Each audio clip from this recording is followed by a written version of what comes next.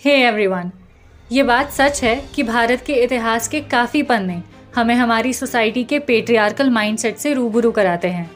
मगर ये बात भी उतनी ही सच है कि हमारे इतिहास में ऐसी अनगिनत कहानियाँ हैं जो हमें ये बार बार याद दिलाती हैं कि फेमिनिज्म इंडिया के लिए कोई फॉरेन कॉन्सेप्ट नहीं है। ये हमारे कल्चर में है और कुछ सालों से नहीं बल्कि सदियों से है। तो आज की ये कहानी भी आपको ऐसा ही कुछ रियलाइज़ करवा देगी। रुखमाबाई राउत का जन्म 22 नवंबर 1864 में ब्रिटिश इंडिया के बॉम्बे प्रोविंस में हुआ। रुखमाबाई सिर्फ 2 साल की थीं जब उनके पिताजी का देहांत हो गया। इस घटना के कुछ सालों बाद रुखमाबाई की मां जयंती बाई ने सखाराम अर्जुन नाम के एक जाने माने फिजिशियन से दूसरी शादी कर ली। अब आप शायद सोचोगे कि एक औरत की दूसरी शादी और वो भी 19th सेंचुरी में, तो लेट मी टेल यू कि जयंती बाई महाराष्ट्र के सुतार कम्युनिटी से बिलोंग करती थी, जहां विधवा महिलाओं को दूसरी शादी करने की अनुमति थी। तो कमिंग बैक टू रुखमाबाई, जब रुखमाबाई 11 साल की हो गई तब उनकी शादी 19 साल के दादाजी भिकाजी से कराई गई। दादाजी भिकाजी रिश्ते में रुखमाबाई के सौतेले पिता सखाराम अर्जुन के कज़न लगते थे। शादी तो हो गई, मगर सोशल नॉर्म्स से हटकर ये तय किया गया कि शादी के बाद भी रुखमाबाई अपने माता पिता के घर में ही रहेंगी और अपनी पढ़ाई पूरी करेंगी। और दादाजी भिकाजी से भी ये कहा गया कि वो अपनी अधूरी रह गई पढ़ाई को पूरा करें और इवेंचुअली एक जिम्मेदार इंसान बने, जो कि वो नहीं थे। शादी के कुछ महीनों बाद जब रुखमाबाई मैच्योर हुई, तब भी उनके पिता सखाराम अर्जुन ने रुखमाबाई को भिकाजी के साथ भेजने से साफ इनकार कर दिया। क्योंकि सखाराम खुद एक फिजिशियन थे, वो इस बात की गंभीरता को समझते थे कि रुखमाबाई कंसीव करने के लिए अब भी बहुत छोटी हैं। रुखमाबाई के परिवार ने दादाजी भिकाजी को एक बेहतर और जिम्मेदार इंसान बनाने की पूरी कोशिश की, मगर कुछ काम नहीं आया। भिकाजी को पढ़ने लिखने में कोई रुचि नहीं थी और समय के साथ वो भारी कर्ज में भी डूब चुके थे। वहीं दूसरी ओर रुखमाबाई अपने माता पिता के घर में रहते हुए अपनी पढ़ाई को दिल लगाकर कंप्लीट कर रही थी। सखाराम अर्जुन काफ़ी सोशल और रिलीजियस ऑर्गेनाइजेशन से जुड़े थे, तो इसी बहाने रुखमाबाई भी बाहर की दुनिया से और समाज में होने वाले बदलाव से अवगत होने लगी। वो अपनी माँ के साथ प्रार्थना समाज और आर्य महिला समाज जैसे सोशो रिलीजियस ऑर्गेनाइजेशंस की वीकली मीटिंग्स भी अटेंड करती थी। और ऐसे ही समय बीतता गया। रुखमाबाई और भिकाजी की शादी को अब काफ़ी साल बीत चुके थे और रुखमाबाई को अपने साथ ले जाने की भिकाजी की जिद भी बढ़ती जा रही थी। भिकाजी चाहते थे कि रुखमाबाई अपने माता पिता का घर छोड़कर भिकाजी के साथ रहने लग जाए और अपने पत्नी होने के कर्तव्यों को निभाए। हाँ, वो बात अलग है कि भिकाजी खुद अब तक सेटल नहीं हुए थे और भारी कर्ज में भी डूब चुके थे। तो जब भिकाजी ने रुखमाबाई से अपने साथ चलने की मांग की तो रुखमाबाई ने कहा नोप। उन्होंने भिकाजी के साथ जाने से साफ इनकार कर दिया। इनफैक्ट बाल्यावस्था में कराई गई उनकी इस शादी को ही रुखमाबाई ने मानने से साफ इनकार कर दिया। और सबसे इम्पोर्टेंट बात, रुखमाबाई के इस डिसीजन में उनके माता पिता ने भी उनका साथ दिया।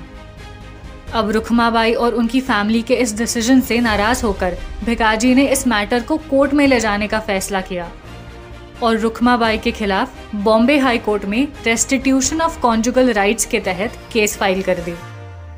और यहीं से शुरू हुई द लैंडमार्क केस ऑफ दादाजी Bhikaji versus Rukhmabai case of 1885। Restitution of conjugal rights के तहत एक पति अपनी पत्नी को शादी से जुड़े रिस्पॉन्सिबिलिटीज निभाने के लिए फोर्स कर सकता है। कोर्ट की सुनवाई के दौरान रुखमाबाई ने अपनी बात रखते हुए कहा कि भिकाजी के साथ उनकी शादी तब करवाई गई थी जब वो सिर्फ एक 11 साल की बच्ची थीं और अब जब वो एक अडल्ट हो चुकी हैं और खुद के लिए डिसीजंस लेने में सक्षम हैं, अब वो इस शादी को वैलिड नहीं मानती और वो भिकाजी के प्रति शादी से जुड़े किसी भी रिस्पॉन्सिबिलिटी को निभाने के लिए बाध्य नहीं है। केस के दोनों पार्टीज को सुनने के बाद जस्टिस रॉबर्ट हिल पिन्हे ने रुखमाबाई के हक में फैसला सुनाया और उन्होंने कहा कि रुखमाबाई की शादी भिकाजी से हेल्पलेस इन्फेंसी की स्टेट में कराई गई थी, इसलिए वो रुखमाबाई को, जो कि अब एक अडल्ट हैं, जबरदस्ती शादी निभाने के लिए फोर्स नहीं कर सकते। कोर्ट के इस वर्डिक्ट ने समाज में जैसे हंगामा खड़ा कर दिया। रुखमाबाई और उनकी फैमिली को अपने इस रैशनल और प्रोग्रेसिव स्टैंड के कारण सोसाइटी के भारी क्रिटिसिज्म का सामना करना पड़ा। समाज के कई सेक्शंस ने कहा कि कोर्ट का ये वर्डिक्ट हिंदू कस्टम्स की सैंक्टिटी का डिसरिस्पेक्ट करता है। ये वर्डिक्ट देने के कारण जस्टिस पिन्हे की भी खूब आलोचना हुई। कई अखबारों ने इस मुद्दे पर आर्टिकल्स भी छापे, जिनमें से ज्यादातर आर्टिकल्स भिकाजी के फेवर में थे। एक इंटरेस्टिंग बात बताऊं, बाल गंगाधर तिलक वैसे तो आर्डेंट नेशनलिस्ट और पक्के पेट्रियट थे, उसमें कोई दो राय नहीं, मगर रखमाबाई और भिकाजी के इस केस में उनका स्टैंड डिसअपॉइंटिंग था। तिलक ने अपने वीकली मराठा में जस्टिस पिन्हे पर निशाना साधते हुए कहा कि जस्टिस पिन्हे हिंदू लॉज और उनके स्पिरिट को नहीं समझते और उनका ये वर्डिक्ट हिंदू लॉज को रिफॉर्म करने की एक वायलेंट कोशिश है। Hindu laws versus English laws, reforms from within versus reforms from outside. पुरानी प्रथाएं रिस्पेक्ट डिजर्व करती हैं या नहीं करती? ऐसे कई मुद्दों पर देश भर में डिबेट्स शुरू हो गईं। अब इसी दौरान भिकाजी ने फिर एक बार कोर्ट में अपील करी, मगर इस बार की वर्डिक्ट पिछली बार की वर्डिक्ट से एकदम अलग थी। इस बार के जज थे जस्टिस फैरन और उन्होंने हिंदू लॉज को इंटरप्रेट करते हुए भिकाजी के पक्ष में वर्डिक्ट दिया और रुखमाबाई के सामने दो ऑप्शंस रखे। पहला, या तो वो भिकाजी के साथ उनकी पत्नी बनकर रहने लग जाए, या दूसरा, वो 6 महीने के लिए कारावास की सजा भुगतने को तैयार रहें। कोर्ट और सोसाइटी के इतने प्रेशर के बाद भी रुखमाबाई अपने डिसीजन पर मजबूती से कायम रहीं। उन्होंने कहा कि वो कारावास की सजा भुगतने को तैयार हैं, पर वो भिकाजी को अपना पति नहीं मानती और किसी भी हालत में उनके साथ नहीं रहेंगी। रुखमाबाई के इस डिसीजन को देश के सोशो रिलीजियस रिफॉर्मर्स ने सपोर्ट किया। पंडिता रमाबाई और बहरामजी मालाबारी जैसे दिग्गजों ने मिलकर एक रखमाबाई डिफेंस कमेटी की स्थापना की, जिसके जरिए रखमाबाई के सपोर्ट में लोगों को जोड़ा जा सके और इस केस को पब्लिक अटेंशन मिल पाए। ऐसा भी कहा जाता है कि कुछ कंजर्वेटिव्स भी थे जो ये नहीं चाहते थे कि रुखमाबाई को सजा मिले।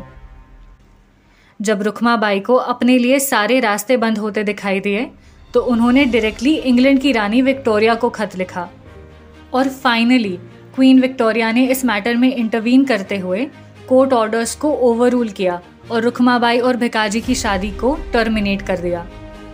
दादाजी भिकाजी को 2000 रुपए की कीमत दी गई, जिसके बाद उन्होंने रुखमाबाई पर अपने सारे अधिकारों को हमेशा के लिए त्याग दिया।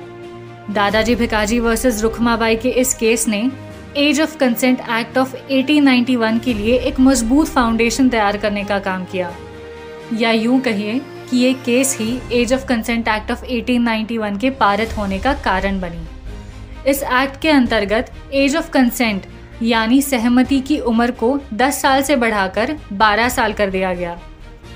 तो फिर आगे रुखमाबाई का क्या हुआ? तो रुखमाबाई आगे चलकर देश की उन पहली 2 महिलाओं में से एक बनी जिन्होंने मेडिकल डिग्री हासिल की और उसके बाद एज अ फिजिशियन अपनी प्रैक्टिस को एक लंबे समय तक जारी रखा। तो दैट्स इट, अनटोल्ड स्टोरीज के इस वीडियो में सिर्फ इतना ही। वीडियो पसंद आई हो तो don't forget to like, share and subscribe. See you in the next one. Until then, namaste.